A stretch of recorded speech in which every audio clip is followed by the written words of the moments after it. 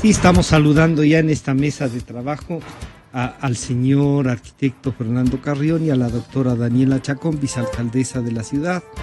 Y el tema que les hemos invitado para conversar es la solución Guayasamín, como se le ha denominado a esta propuesta, ya más que propuesta, a un proyecto de la alcaldía de Quito para encontrar una solución vial en la parte del túnel Guayasamín, y esta es una propuesta para construir un puente.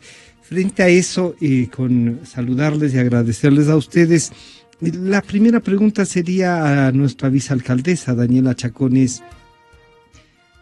usted ya tiene unas observaciones a un proyecto que parecería está en marcha ya, ¿se discutió o no se discutió antes sería esta propuesta en el Consejo? ¿Y por qué ahora usted tiene unas observaciones, no es cierto? Bienvenida, buenos días. Buenos días, Francisco, Fernando. Un saludo a todos quienes nos escuchan. Muchas gracias por la invitación. Un gusto estar aquí nuevamente.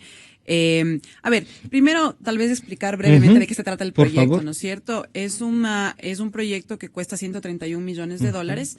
Que construirá un puente, creo yo, de 3 carriles, que luego eso cae a un puente paralelo, ¿no? Al túnel Guayasamín. Que luego eso cae a la Plaza Argentina y que ello implica que todos esos vehículos que van a entrar en ese puente tienen que distribuirse de alguna manera, ¿no es cierto? Y se construirán 2 intercambiadores que van a salir aproximadamente el uno a la zona de la Tribuna de los Chiris, el otro a la zona donde estaría la nueva estación del Metro de Quito en la zona del Jardín, y un puente elevado que estaría cayendo a la zona de la Diego de Almagro y Wimper. Más o menos esa es la obra. 131 millones de dólares que son ahora invertidos en parte por el municipio y otra parte por la empresa china, que luego serán pagados con una concesión del peaje a 30 años a la empresa china. Esta obra se aprueba en el directorio del EMOP, porque es una obra que se hace a través de la Ley de Empresas Públicas, con una alianza estratégica, con una empresa pública que no requiere de pasar por procesos de licitación, y luego es presentada en el Consejo Metropolitano cuando ya estaba aprobada. En el Consejo Metropolitano yo ya planteé mis dudas, de hecho eso consta en las actas del Consejo públicamente, y ahí iniciamos un proceso de investigación porque en dicha presentación no nos entregaron todos los informes técnicos que nos explicaban el sustento y por qué esta es la mejor alternativa para resolver un problema eso que ya es necesario le generó resolver. dudas a usted. Me generó dudas. Primero hay un problema que hay que resolver, que es cómo nos movilizamos los quiteños de los valles de la ciudad de la manera más eficiente, de la manera más cómoda, más digna y la manera que también cuide el ambiente. Porque lo que sí no hay duda es de que se necesita una solución. Exactamente, y no se trata de decir no resolvamos este problema, sino de decir esta no es la mejor solución. Porque una vez que pedimos la información y analizamos los informes técnicos, encontramos que primero no ha habido un análisis de alternativas. Segundo, los sustentos técnicos no analizan el impacto que la obra va a tener en la ciudad a futuro. Este tipo de obras, y ya Fernando estoy segura nos va a explicar con mucha mayor elocuencia que yo, este tipo de obras lo que hacen es incentivar a utilizar más vehículos, mover los puntos de congestión hacia donde van a estar los intercambiadores, lo que implicará que en pocos años tendremos que volver a invertir cuántos millones de dólares, Daniela, para resolver esos puntos. Esto de incentivar un poco el uso del vehículo, ¿no es una cosa más bien real de que no hay que incentivar? Están usando y hay dificultades de llegar. Yo les voy a contar una anécdota un poco para ejemplificar esto, ¿no? No se trata aquí de una guerra contra los propietarios de vehículos. Eso hay que ser muy claros. Y no se trata tampoco de que la gente que vive en Tumbaco y Cumbayá que nos está escuchando no tenga una manera de entrar a la ciudad. Se trata de encontrar la manera más eficiente, ¿no es cierto? El momento en que uno crea más vías, automáticamente lo que hace es incentivar a que esas vías sean ocupadas por autos. Y esto es algo que ocurre en todas partes del mundo. Nosotros estamos a puertas de ser sede de Hábitat 3, que es un evento de calidad mundial que ocurre solo una vez cada 20 años, que nos plantea un reto a las ciudades en los próximos 15 años nos tenemos que volver ciudades inclusivas, seguras, sostenibles y resilientes. Y la movilidad ahí juega un factor fundamental. Y en ese sentido, lo que los gobiernos locales deben avanzar es hacia generar estas soluciones de movilidad eficiente a través de sistemas de transporte público combinado y de alguna manera darle a los ciudadanos esa alternativa para que no sea el vehículo que genera más contaminación. Vehículos que además en la ciudad de Quito están ocupados por una persona y media. O sea, son vehículos que no son eficientes, por así decirlo, ¿no es cierto? Y que lo único que van a generar es un nuevo ingreso, de acuerdo a las proyecciones del crecimiento del tráfico en esta zona. Decenas de miles de vehículos van a ingresar a una zona que ya de por sí está congestionada. Y en pocos años, Francisco y quienes nos escuchan, se va a saturar de tráfico otra vez la vía. Entonces, vamos a gastar 131 millones de dólares de nuestros recursos con una concesión de un peaje a 30 años para una obra que en pocos años, de acuerdo a los mismos estudios técnicos, ya va a estar saturada de tráfico. Al saludar al arquitecto Fernando Carrión le diría claro, una de las cosas que se ha valorado también de este proyecto es que no es una inversión directa del municipio, de los recursos que no tiene, es más bien un crédito o una apuesta por inversión. Digamos, viene la empresa, invierte, hace la obra y va a cobrar Esa es una de las valoraciones que se hace también. Pero claro, Daniela topa este tema que es el cómo vamos a estructurar las consecuencias de esa obra. Y uno dice, pero todas las obras tienen consecuencias más o menos similares en una ciudad como Quito. ¿Es así o hay una visión distinta? Fernando, bienvenido, buenos días. Bueno, muchísimas gracias por la invitación. Un placer estar con la vicealcaldesa aquí en la radio. Y un saludo cordial, obviamente, a todos los quiteños y quiteñas. Yo empezaría señalando que el proyecto entró en un momento distinto, justamente a partir de lo que la vicealcaldesa convocó a una rueda de prensa, hizo algunas observaciones y se planteó la posibilidad de empezar a conversar con la ciudadanía. Yo creo que eso marca un antes y después del proyecto. Y me parece que es un hecho bastante importante, porque hasta ahora el proyecto había estado básicamente circunscrito a la discusión dentro del propio municipio, sea la empresa, sea el consejo, o dentro de la propia administración municipal. ¿Pero eso era lógico también o no? Y yo creo que no, yo creo que hay que discutir los proyectos, sobre todo de esta magnitud. De una magnitud. Incluso en un momento determinado hubo marchas y contramarchas. Una cosa absurda. Y entonces lo que se abre ahora es un diálogo que desgraciadamente está caminando por dos vías. Una, de manera institucional, llamémoslo así, a través de la firma de un acuerdo, en fin, dentro del Colegio de Arquitectos, y una segunda que es más bien un diálogo social, llamémoslo así, que, bueno, hoy día va a haber una reunión en la Facultad de Arquitectura de la Universidad Central. Yo creo que algún rato estos dos diálogos van a tener que unirse porque por encima de lo que esté ocurriendo, lo que interesa es la ciudad. Es una primera cosa que me parece que es importante, un momento distinto. Una segunda cosa es esto del contrato mismo con la empresa china. Yo creo que aquí hay un tema importante de transparencia. ¿Por qué no se hizo una licitación? ¿Por qué no se hizo un concurso? No se hace concurso ni licitación porque establece la ley que cuando hay acuerdo entre el sector público de un país con otro, del Ecuador con otro sector público de otro país, pues este tipo de cosas se pueden llegar de virtud de un acuerdo, ¿no? Entonces, aquí vienen cuestiones que son importantes. Los 131 millones de dólares vale el proyecto. La empresa china va a ser la que va a construir el proyecto. Si bien va a haber una alianza estratégica, esa empresa va a ser la que construye el proyecto. Yo creo que eso deberían decirnos. Por otro lado, esta empresa china ha sido cuestionada por organismos internacionales, por ejemplo, tipo Banco Mundial. Y también aquí en el Ecuador está haciendo algunas inversiones. El caso del Hotel Quito. Hice el otro día un cálculo y el precio del metro cuadrado ahí vendido a la empresa china sale $642 el metro cuadrado. Y que avisen. Exactamente, hubiéramos hecho una sociedad entre los tres, y el hotel quedaría como a la media agua para construir un edificio como el que están construyendo al frente. Entonces, a mí me parece que aquí hay un tema de transparencia que tendrá que ser. Perdón, $642 del metro. Pues hablemos. Que avisen que estaba a la venta. Sí. Una tercera cosa, que aquí me parece que hay un problema de lado y lado. Están discutiendo un punto de la ciudad.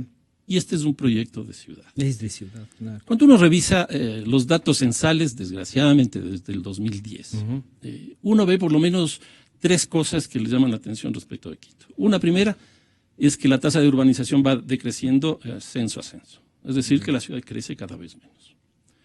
Pero este crecimiento es desigual en el territorio. Ya. Por un lado, esta zona donde está la radio, la Mariscal, el centro histórico, esto que llaman pomposamente hoy día el hipercentro, está perdiendo población. Pierde población. Y las tasas de crecimiento más altas están en los valles. Y me refiero a los valles, incluso Carapungo, Carcelén, la mitad del mundo, el valle de Tumbaco, Cumbayá, Los Chillos, Machache. Están con tasas, en algunos casos, de crecimiento del 7%, que es una locura. Entonces, obviamente que hay una demanda del conjunto de los valles. Quito es una especie de mano, es fantástico eso, porque es una mano que se abre para recibir a todo el mundo. Claro. Son cinco entradas. Y en este caso estamos haciendo una inversión de $500 millones en una sola. ¿Qué significa eso? Que no hay visión de ciudad. A ver, pero ¿en dónde estarían los $500 millones Desglosemos, en una sola? Sí. Desglosemos. El túnel Guaysamín costó, en el momento que se construyó, $132 millones, exactamente lo de ahora. Pero si uno le pone a precios reales, a precios actuales, eso sube a $170 millones. Ya. Más los 131 tenemos 300. Ya. El famoso... está haciendo unas cuentas medio como el ministro de Finanzas. Es que fue alumno de Flaxo. Razón. Ya. Perdón. Vamos sumando. No sé qué tan buenas es. Vamos sumando. Vamos sumando. Vamos en 300. ¿Sí? El famoso intercambiador del ciclista, que es el peor diseño que se ha hecho en el mundo. Porque ahora, además de todo lo que había antes, hay miles de policías, motos, vehículos y semáforos. O sea, no se resolvió nada. Quizás la entrada a este famoso complejo de oficinas, y por eso se explica que el financiamiento vino de la UTLA y vino de este complejo. Claro. Entonces la entrada para ellos es perfecta. Pero que era además una exigencia para la construcción de los edificios de la UTLA, ¿no? $9 millones. 9. El de la Granados y el Hoy Alfaro cuesta 15, un poquito menos de 15. Ese lo que va a demandar es que inmediatamente que se termine ese, empecemos a construir en la 6 de diciembre y Granados. Porque si no, no se resuelve el problema. Sirve, claro. Ahí ya tenemos ¿serán 25. 130 millones también? No, tenemos 25 millones lo que está este rato, 325. Si se hace como creo que debe hacerse, el teleférico, el metrocable, el TV cable, no sé cómo se llama esa cosa, de Tumbaco, Cumbayá hacia Quito, ese vale nada más ni nada menos que $190 millones. 190 millones. Suma, 500 millones. 500, ahora sí. ¿Cuánto se ha invertido en la entrada a Los Chillos o salida a Los Chillos? Ahora que el Independiente juega fútbol, los pobres no pueden irse ni venir al estadio por la concentración de vehículos. Entonces aquí hay un problema de ciudad. Ahora en el municipio de Quito se está discutiendo una visión global. Exactamente. Mira, Francisco, hoy día en el municipio se está discutiendo el PUOS. Yo lo he revisado un poco por encima. ¿Qué se plantea para como visión de ciudad para Cumbayá Tumbaco? Una de las propuestas más interesantes que hay a nivel mundial respecto al transporte es el no transporte. O sea, en la medida que te movilices menos, mejor. Claro. ¿Qué significa esto? Empezar a construir en el valle ahí. Exactamente, nuevas centralidades. ¿Qué es lo que ocurre en la actualidad? Nosotros no tenemos una propuesta de planificación ahí, que no se hace desde la época que se construyó el aeropuerto, Francisco. Y todas estas edificios públicos, las plataformas gubernamentales que van a traer un montón de gente más a estos lados también, eso tampoco ha tenido una planificación como ciudad. No, pues porque incluso lo que se ha venido trabajando en dos niveles que no han sido convergentes. Una, las propuestas nacionales, por ejemplo, el caso de las plataformas. Otra, la propuesta del metro que sale del municipio. Pero las paradas del metro con las de la plataforma, muy pocas coinciden. Por ejemplo, la más complicada, el traslado de la presidencia de la República, que espero que nunca se haga, pero está previsto que vaya al cuartel de Piclachima. Ahí no hay una parada, que es la plataforma más importante, que es la que movilizaría mayor cantidad de gente. Pero bueno, ¿a qué voy con esta cosa del PUOS? Que si nosotros estamos planteando un PUOS para que la gente no se movilice de Quito al valle y del valle a Quito, Eso que siempre se habló, que es un despropósito, de que es una ciudad dormitorio, porque nunca hay ciudades dormitorio, son metáforas de esas. Claro. Una ciudad tiene que tener industria, tiene que tener comercio, tiene que tener, y también vivienda. Entonces, ciudades dormitorios no existen.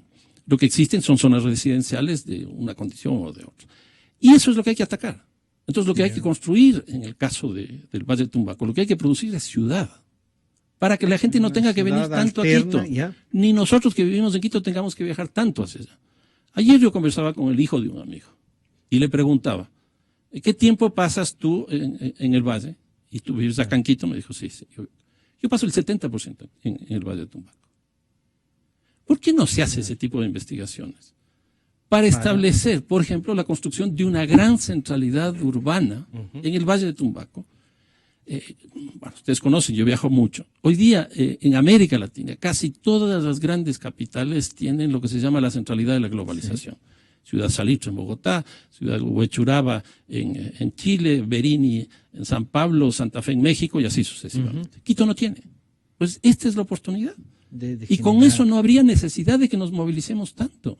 Entonces, yo creo que hay que encontrar estas soluciones a este problema, no desde una perspectiva puntual, sino desde una perspectiva de ciudad.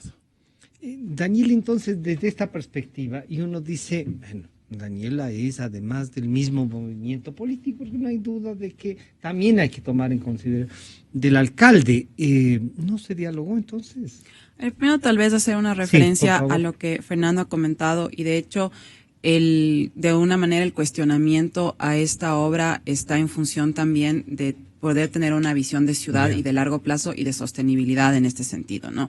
Yo mencionaba que tenemos este gran reto que nos ha puesto las Naciones Unidas de que en 15 años tenemos que ser sostenibles, ¿no? 15 años pasan volando, ¿no? Y eso obviamente implica el tomar una serie de decisiones que son duras, que son difíciles, porque hay que decirle, yo creo que los ciudadanos en general en muchas partes del mundo estamos acostumbrados a pensar que la mejor manera y la manera más fácil de movilizarnos es a través de un vehículo. Entonces se ha vuelto como una especie de sueño de estatus económico, de crecimiento, adquirir tu primer vehículo. El sueño de los jóvenes debería dejar de ser comprarnos un vehículo porque vamos a tener un transporte público eficiente o porque vamos a vivir cerca de donde trabajamos y por tanto ese dinero me lo gasto viajando, claro, pero si no tiene o lo la que sea, ¿no es cierto? Del transporte público. Y esas son justamente las alternativas que tenemos que crear. Y yo concuerdo en esto mucho con Fernando, en las dos vías, ¿no? En primer lugar, en establecer sistemas de transporte público eficientes, seguros, cómodos, dignos, que realmente le permitan a la ciudadanía tener una verdadera opción y que no se sientan obligados o tal vez no se sientan atraídos, diría yo mejor, a tener un vehículo, lo que además implica una política también de los estacionamientos en la ciudad. El costo de los estacionamientos en la ciudad es demasiado bajo y por supuesto que incentiva a que yo utilice mi vehículo porque voy a encontrar un parqueadero que me cuesta 40 centavos la hora. Entonces, son una serie de decisiones y de políticas que van en función de la planificación del uso del suelo, justamente lo que menciona Fernando, para generar estas centralidades en las diferentes partes de la ciudad que desincentivan a las personas o les dan alternativas para que vivan allá, trabajen cerca y para que en caso de que haya necesidad de movilizarse, esa movilización se haga de manera más eficiente a través del transporte público y que el vehículo tenga sus cargas, porque además del vehículo genera contaminación y uno tiene que tener una responsabilidad respecto de de la utilización del vehículo. Y en ese sentido también yo creo que es responsabilidad de las autoridades liderar este tipo de diálogos, liderar este tipo de cambios culturales. Y yo voy a poner un ejemplo, una anécdota del alcalde nuevamente, Enrique Peñalosa, en Bogotá. Cuando él fue alcalde en los años 90 la primera vez, había una gran propuesta de una empresa de desarrollo de cooperación japonesa que planteó una maravillosa obra de 6 autopistas para poder resolver los problemas de tráfico con una gran inversión que además no la iba a pagar Bogotá en ese momento, sino que la empresa japonesa te ponía la inversión y luego obviamente eso tenía un pago a futuro a través de concesiones de peaje y demás. Y el alcalde Peñalosa entró a su administración ya con esta obra de alguna manera iniciada no iniciada, pero en negociaciones en mente, ¿no? Y el alcalde Peñalosa dijo, esta no es la solución. Y de hecho, y esto lo cuenta el hermano de él, que yo tengo la suerte de conocerlo, Guillermo Peñalosa, cuenta que casi se le cae la alcaldía a Peñalosa, que casi hubo revocatoria de mandato porque él en ese momento lideró un proceso de informar a la ciudadanía y decir, esta no es la mejor alternativa. Suena bien tener más vías, suena bien tener más vehículos circulando, pero suena no bien es... la inversión también. Suena bien la inversión también, pero no es la mejor alternativa. Es como que de alguna manera tratar de resolver el problema de la obesidad poniéndonos un pantalón más grande, ¿no es cierto? No lo resolvemos así. Entonces, yo creo que es obligación de las autoridades, y en esa línea, ya respondiendo a la pregunta que me hacías, Francisco, yo creo que de alguna manera en estos últimos años del correísmo, hemos estado mal acostumbrados, diría yo, a que cualquier crítica dentro de un mismo partido se vea como una traición, se vea como una pelea, se vea como un problema político, y que entonces las personas que estamos en un mismo partido tenemos la obligación de siempre aceptar todo, de siempre aceptar todo y de no, y eso no es democrático. Claro, entonces yo creo que nosotros también al asumir, al haber ganado las elecciones en el 2014, ganamos con un mandato muy claro, ¿no? Y el mandato también fue: se puede gobernar de manera distinta, se pueden hacer las cosas de manera distinta como nos han tenido acostumbrados en los últimos 10 años, y eso implica que hay la posibilidad de fiscalizar sin que eso suene a una pelea política, hay la posibilidad de transparentar las decisiones y sobre todo de tener un verdadero ejercicio de participación ciudadana, ¿no? Lo que decía Fernando al inicio de su intervención es, este tipo de obras no es el debate sobre una obra, es el debate sobre un modelo de ciudad, es el debate sobre la ciudad, y ese debate lo tiene que tener la ciudadanía, porque la ciudadanía también tiene que enmarcarse y entender esta nueva fase de las ciudades en las que vamos caminando a estas decisiones más sostenibles, en las que vamos entendiendo qué significa poner más vías en las calles, en la ciudad, poner más autos, cuál es el costo social, el costo ambiental que eso implica, y que como ciudad también estemos dispuestos a tener pequeños sacrificios que implicará, por ejemplo, como sucede en muchas otras ciudades del mundo, si yo voy a entrar a una zona muy congestionada de la ciudad, pues eso va a tener un costo, ¿no? Porque yo estoy añadiendo ese costo con el vehículo. En combustible, en todo. En combustible, en todo. Además, otra cosa que me parece fundamental, y esa es una discusión que la ciudad la debe liderar y se la debe exigir al próximo gobernante del Ecuador, hay que mejorar la calidad de la gasolina, la calidad del diésel. La única manera de tener una complementariamente entre un parque vehicular que sea más moderno, más eficiente. Y sale tiznado. Sí, exactamente. Con solo verle, no necesita ni... Y estos, exactamente, de eco no tiene nada, lamentablemente. Y estos son los debates que debemos tener a nivel de la ciudad, esas son las exigencias que debemos tener con él. ¿Y eso se entendió con el alcalde? Por supuesto. Por supuesto. No ha habido un distanciamiento a propósito de esto. En lo más mínimo. No hay el peligro de que alguien vaya a usar a Daniela Chacón para buscar lo que ya le pasó a Peñalosa, que de adentro también querían sacarlo. Sí. Y gracias por la pregunta, Francisco, porque a mí me parece fundamental dejar muy claro que esto no es una pelea política y que yo rechazo completamente que se quiera utilizar esta discrepancia sobre un proyecto y sobre una manera de tratar de resolver el problema de la movilidad como una excusa para aquellas personas que no están contentas con la administración. Y en ese sentido nosotros estamos convocando, tenemos este diálogo hoy en la tarde, a las 5 de la tarde, en la Universidad Central, en la Facultad de Arquitectura. Les invitamos a todos a que nos acompañen, porque vamos a discutir la obra y vamos a plantear soluciones, porque no se trata de decir simplemente aquí no se hace esto, sino qué es lo que se hace, porque hay que resolver el problema. Pero Daniel, esto, para volver luego, yo diría, le preguntamos a Fernando, si es que no se hace ¿qué solución le damos? Porque también en Quito a veces, lo del aeropuerto, ¿cuánto tiempo duró? Y si se hace o no se hace. Y total terminamos pagando una avenida hacia el aeropuerto que sale desde bien al norte, ni siquiera cerca a mi casa, sino más al norte todavía, de $180 millones para... Y uno dice, para volver a hacer otro intercambiador a la vuelta de la esquina. Exacto. A ver, yo lo que diría respecto de eso, Francisco, que es muy necesario tener visiones de ciudad. Y a mí me preocupa eso mucho. ¿Siente que no hay una visión este rato? Pongo un ejemplo. Se acaban de comprar 80 biarticulados, creo que han llegado 5 o 6, no sé cuántos.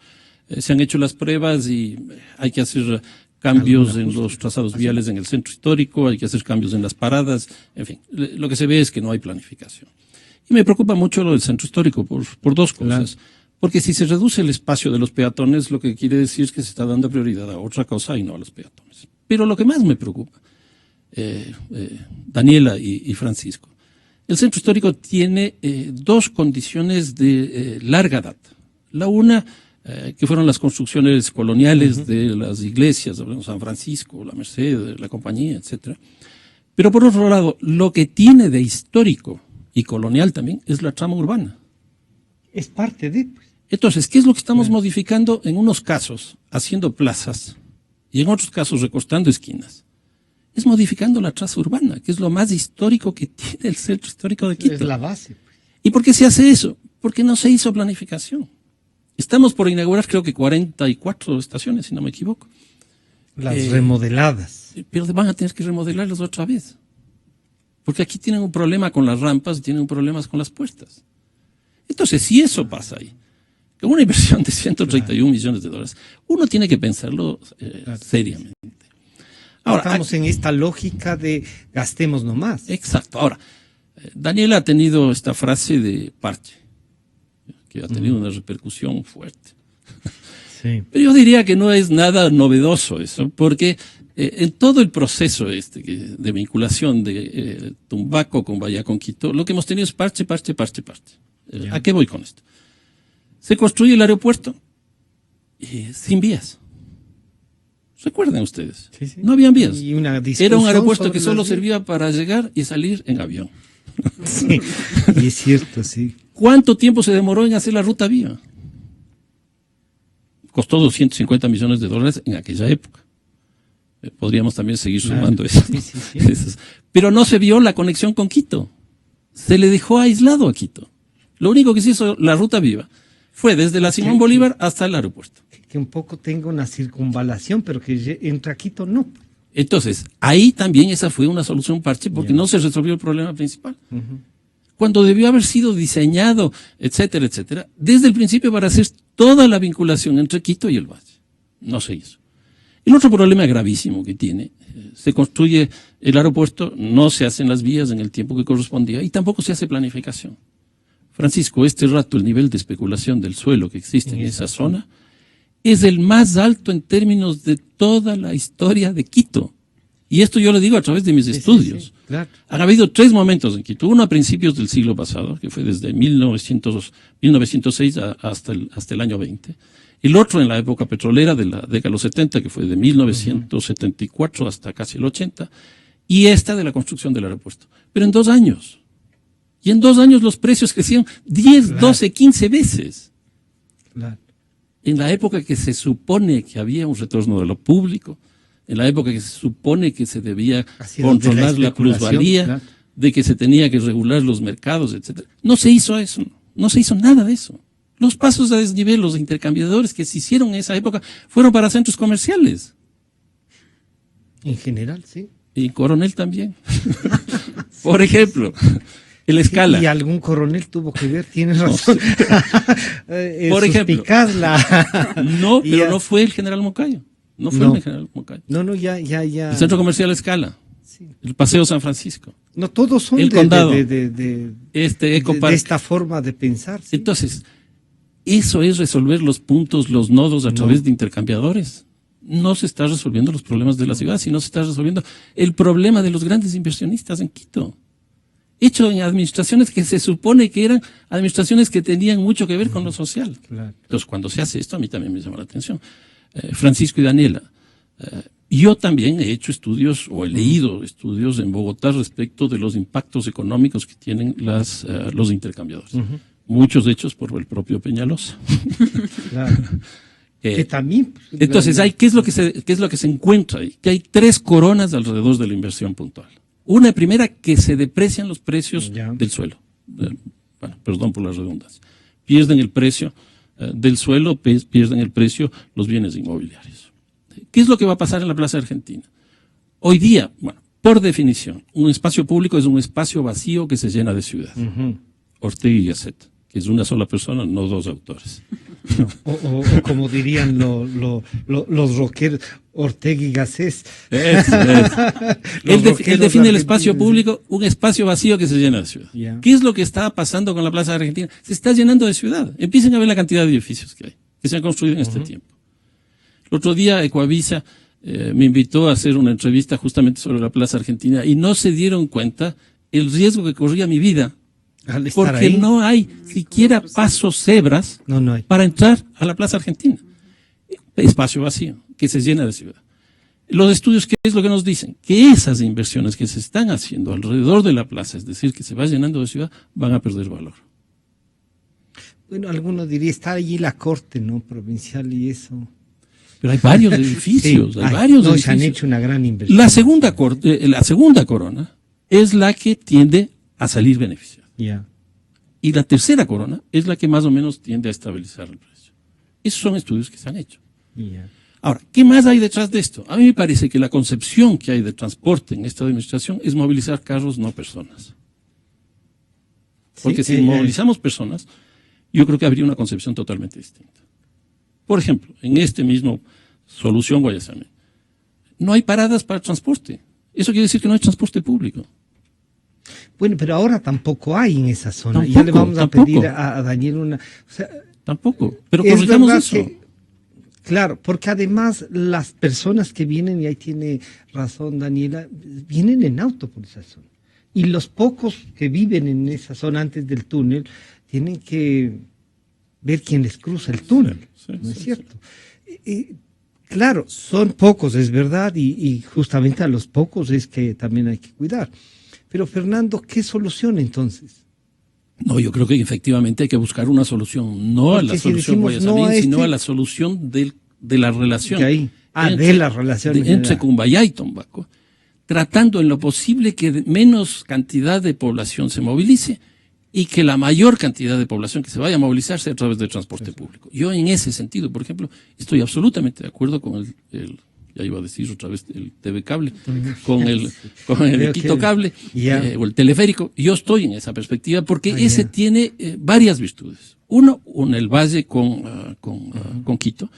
Hay una segunda cosa, es que el eje estructural del centro de la ciudad de Quito hoy día está en las Naciones Unidas, Amazonas y 10 de agosto. Y entonces, ¿qué es lo que va a hacer eso? Fortalecer esa centralidad. Y no solo eso, una de las estaciones de ese proyecto está en el Parque Metropolitano. Otra está en el Parque La Carolina. ¿Qué significa? Que podríamos armar un sistema de parques. Que se vuelve una ciudad turística ahí. También, entonces. O sea, le dan un sentido de ciudad diferente. Francisco, lo peor que puede haber en una guerra es entregarles la conducción de la guerra a los generales. Frase histórica. Lo peor que se puede hacer, entregarle, es diseñar proyectos de movilización de transporte entregándoles a los ingenieros del transporte. Yo tengo muchos amigos ingenieros del transporte, por ejemplo César Rares. Porque hay además que coordinar con ellos. Hay que tener visión de ciudad. Y un alcalde que no tiene visión de ciudad hace estos parches que ha dicho la vicealcaldesa. Daniel, entonces, una propuesta, porque van a decir, a ver, la propuesta es que es no hacer la obra. La propuesta es, esta obra no.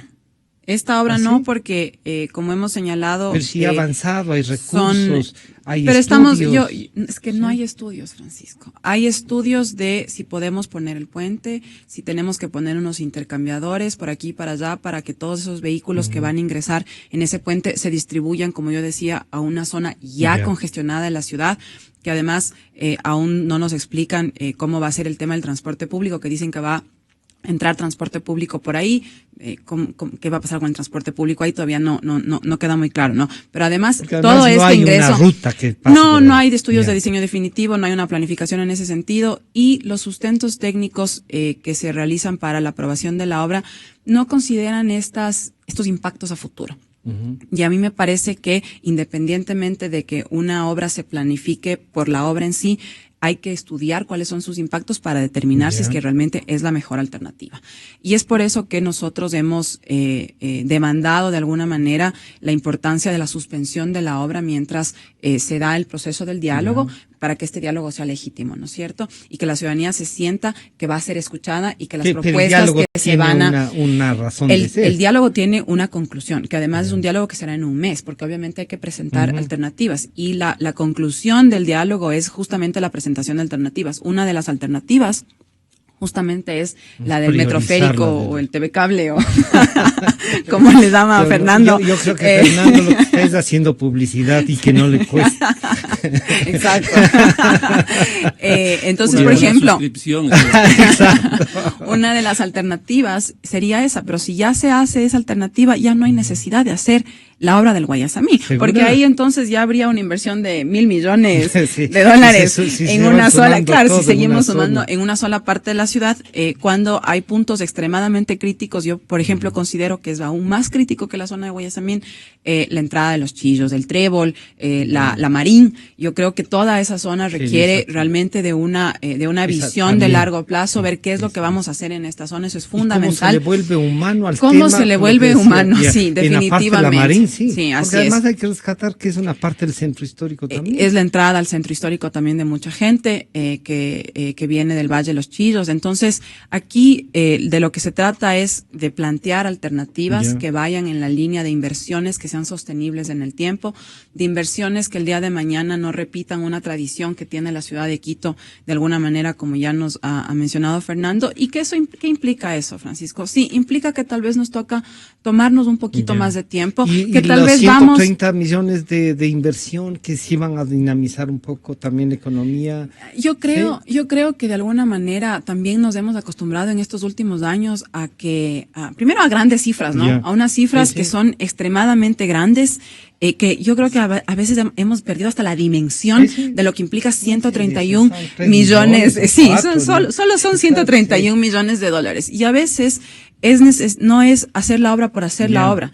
A veces uno tiene que tomarse un poquito más de tiempo, y eso es lo que hay que discutir con la ciudadanía, porque la ciudadanía tiene que entender que no se trata de no resolver los problemas, sino que se trata de resolver los problemas a largo plazo, y que eso, como yo decía, a veces tal vez implica un sacrificio de que tenemos que vivir un poquito más de tiempo. Lo que pasa es que uno recuerda el tema del aeropuerto, que es lo más grande, y dice, oigan, al final se demoraron tanto tiempo. No se hicieron las obras que habían que hacer y se terminaron haciendo, pero a un costo.